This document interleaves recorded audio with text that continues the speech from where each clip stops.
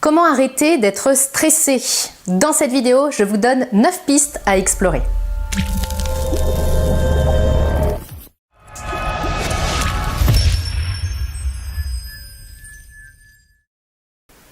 Bonjour, mon nom est Nathalie Martin, je suis coach en éveil de conscience auprès des hommes et des femmes qui veulent construire une vie remplie de sens et d'abondance à tous les niveaux.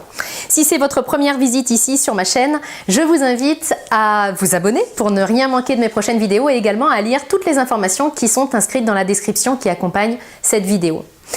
Comment arrêter d'être stressé? Le stress est vraiment un mal chronique dans notre société parce qu'on passe notre temps à courir tellement nous avons des choses à faire. Nous sommes vraiment dans le speed très souvent entre nos différentes vies, notre vie au travail, notre vie personnelle, notre vie de parents.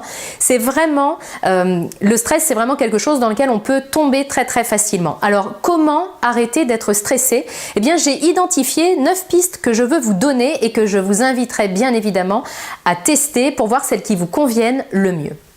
Premièrement, je vais vous inviter à identifier vos sources de stress. Qu'est-ce qui vous fait stresser? Est-ce que c'est votre travail? Je vous invite à le lister pour vraiment identifier clairement ce qui vous fait stresser, ce qui vous colle la pression. Deuxièmement, je vais vous inviter à identifier des pistes concrètes pour pouvoir améliorer ça, pour avoir notamment une meilleure organisation. Souvent, quand on est dans le speed tout le temps, c'est qu'on passe notre temps à éteindre des feux, à tourner des assiettes parce qu'on n'a pas une réelle organisation et une réelle planification.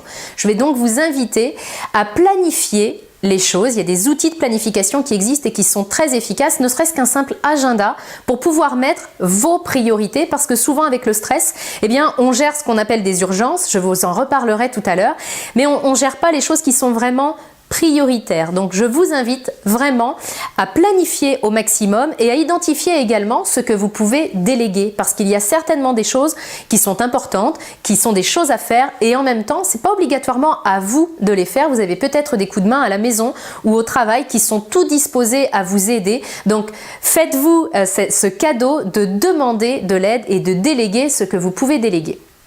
Troisièmement, alors, certains d'entre nous ont vraiment un travail qui demande à être tout le temps sur le qui-vive, tout le temps dans l'urgence parce que, par exemple, ils opèrent des personnes à cœur ouvert et c'est vraiment une grosse pression à gérer. Et en même temps, on est d'accord qu'on n'est pas nombreux à être dans cette situation professionnelle-là. Donc, je vais vous inviter à prendre du recul, à respirer, puis à réaliser finalement que dans la plus grande partie des cas, et c'est ma situation, vous n'opérez personne à cœur ouvert. Donc ça va vous amener à définir vraiment ce qu'est une urgence. Prenez vraiment le temps de ne pas rentrer dans l'urgence parce qu'on est dans cette société-là, c'est le tout de suite maintenant, on est quand même dans la société du micro-ondes. Donc j'ai envie de quelque chose, je veux que ce soit tout de suite le cas. Apprenez à ne pas rentrer dans cette urgence-là. Enlevez-vous la pression en vous rappelant que, ok, il n'y a pas mort d'homme, j'opère personne à cœur ouvert. Quatrièmement, enlevez les notifications. Les notifications sur nos portables, ce sont vraiment des choses qui vont faire monter le stress en flèche parce que justement, on est un peu comme un médecin qui devrait être disponible tout le temps et puis être prêt à opérer quelqu'un à cœur ouvert. Justement, je vous en parlais dans le 3. Tout le temps. Enlevez les notifications, que ce soit pour les réseaux sociaux ou que ce soit pour les mails. Et puis, laissez-vous des petits temps dans la journée, le matin, le midi et le soir, si vous le souhaitez, pour vraiment aller voir vos mails, aller voir vos réseaux sociaux si c'est important pour vous. Mais vraiment, supprimez les notifications et arrêtez d'aller les voir tout le temps. Il y a une vraie accoutumance. Je lisais dernièrement que ça sécrète la même chose dans notre cerveau qu'une addiction au casino, le fait d'aller voir nos mails tout le temps. Donc vraiment, c'est important, enlevez les notifications. Cinquième point, faites le deuil, vous n'aurez jamais fini tout ce qui est sur votre to-do list. Vous fonctionnez peut-être avec des listes de choses à faire et puis vous avez vu que dès que vous barrez 3 trucs, il y en a 4 autres qui arrivent. Donc on a un vrai deuil à faire qui est celui d'avoir tout fini sur notre to-do list. Nous n'aurons jamais fini et c'est normal parce que la vie nous amène d'autres choses. Donc vraiment faites ce deuil-là et acceptez que vous n'aurez jamais fini votre to-do list. Déjà, ça va vous enlever également la pression.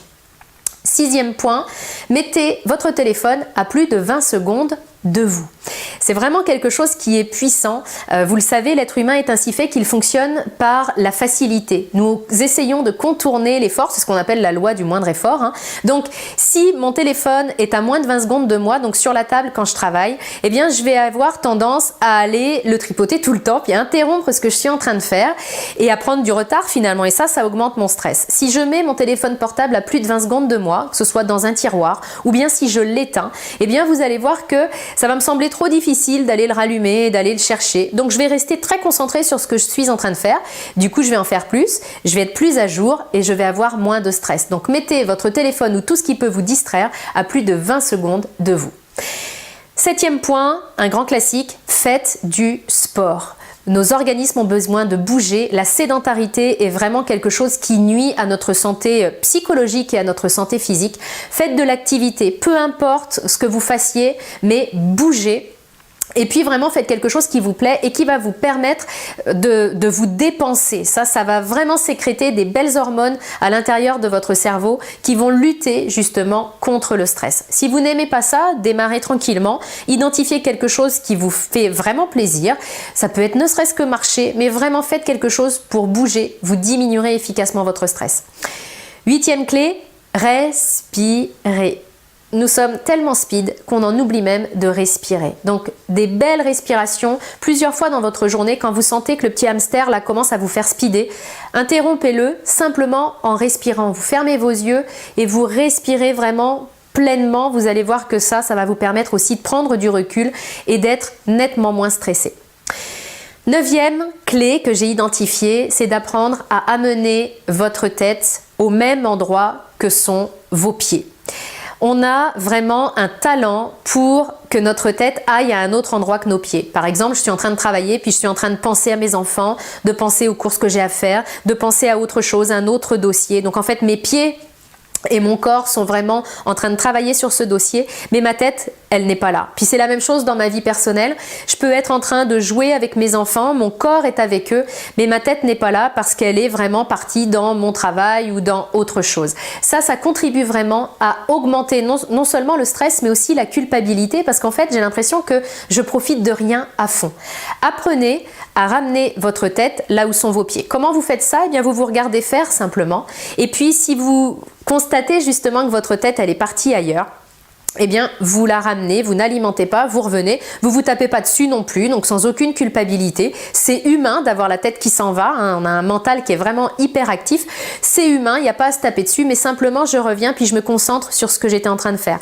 Si j'étais en train de faire ce dossier-là, je me concentre dessus comme si j'étais venue sur Terre uniquement pour gérer ce dossier-là. Si je suis en train de jouer avec mes enfants, de faire une partie de jeu de société, je ramène ma tête et je me concentre comme si j'étais venue sur Terre uniquement pour faire cette partie de jeu-là.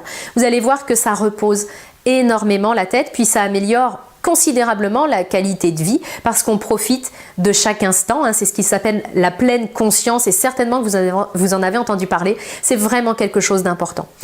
J'espère que ces 9 clés vous auront aidé. Je termine avec ma question coaching du jour. Parmi ces 9 clés, lesquelles avez-vous testé ? Qu'est-ce que ça a donné? Et puis, lesquels souhaitez-vous tester maintenant pour arrêter d'être stressé et puis simplement vivre votre vie comme elle doit l'être avec beaucoup de légèreté. Si cette vidéo vous a aidé, je vous invite à la liker et à la partager pour qu'elle puisse aider d'autres personnes. Si vous voulez que je traite de thèmes en particulier, n'hésitez pas à me l'écrire dans les commentaires. Je construirai des vidéos spécifiquement pour vous. Puis si vous voulez aller plus loin, vous pouvez télécharger mon coffret 3 clés pour redonner du sens à votre vie. Vous le recevrez gratuitement, la petite icône s'affiche ici. Je vous retrouve très bientôt dans une prochaine vidéo.